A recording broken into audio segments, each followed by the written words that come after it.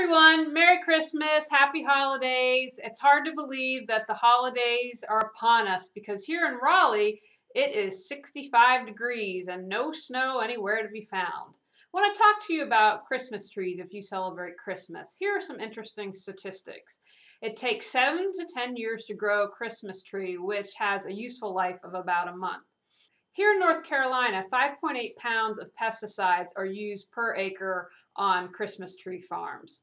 And in 2008, roughly 22 million trees were sold, with the majority of those ending up in the landfill. So if you are going to get a Christmas tree, I'd encourage you to, at minimum, compost it when you are finished with it. That's something that can have a huge impact on our landfills. And other things to consider: to be green, you can decorate a house plant. Probably have to be a big house plant. You know, get that Charlie Brown tree that no one wants. It kind of looks lopsided on one side, and turn that away from everyone and just use ornaments on the rest of the tree. The natural world defined decorations. You can get pine cones, make wreaths from garlands that you have outside. And here are some alternatives for you.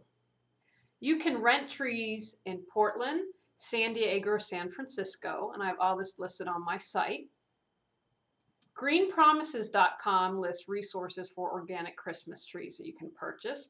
And don't forget to check out Earth 911 so you can see where you can compost your tree. Check out that site. Here is Earth 911, just earth911.com. See, they have up a guide to composting in the winter. Their Earth 911 holiday gift guide. There's lots of great information you can find about recycling centers or whatever you need. So have a Merry Christmas and Happy Holiday this year, but don't forget to go green. Thanks, Julie Seibert with Healing Through Organization. Make it a great day.